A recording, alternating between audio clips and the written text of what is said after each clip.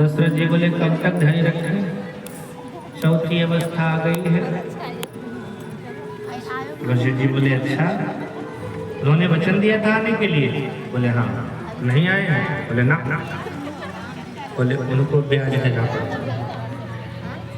ऐसे पहले अकेले आते, अब 4 रूप में आएंगे। धर्मधीर हुई है सतचारी, जो त्रिभुवन के विदित होंगे, भक्तों के भय हरण करने वाले होंगे। अब जरा विचार करना साहब, क्या सचमुच में राजा दशरथ बेटा पाने के लिए गुरु जी के पास गए थे?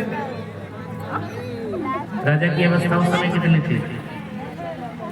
राजा के शब्दों में चौथे पन पायो सतचारी, चौथी अवस्था है।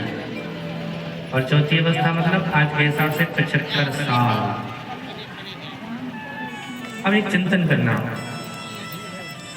किसी की शादी हुई, ठीक है, संतान का सुख नहीं मिल रहा उसे, 40 साल के बाद थोड़ा डॉक्टरों को दिखाना शुरू करता है, तीर्थों में जाता है, भगवान के मंदिर में जाकर के मत्था टेकता है।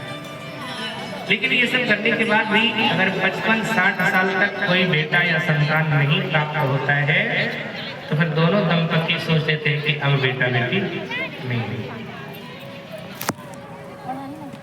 कि 75 साल तक बेटा पाने के लिए चाहत करते हैं, नहीं ना? और महाराज दशरथ तो त्रेता की बात है, महाराज दशरथ तो चौथी अवस्था जा चुके हैं।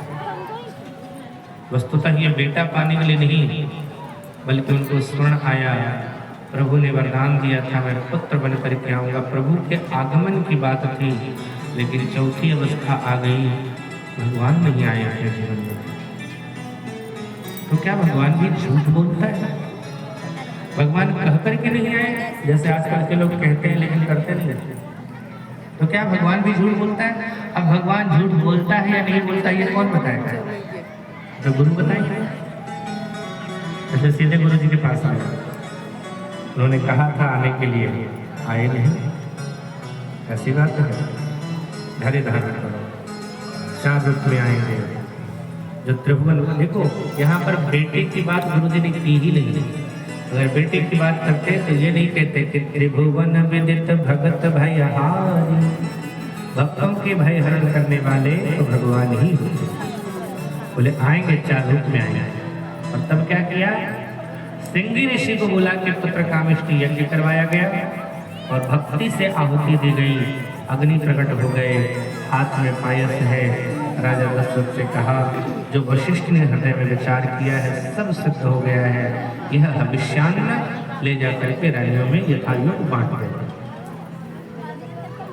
रानियों को बुलाया गया, रानियां थी नहीं वहां पर। तब ही राय प्रिय नारी बुलाई। इसका मतलब वो यज्ञ में यजमान नहीं थे, यजमान रहते तो पत्नी वही रहते, यजमान थे नहीं, यज्ञ तो सिंह ऋषि कर रहे थे।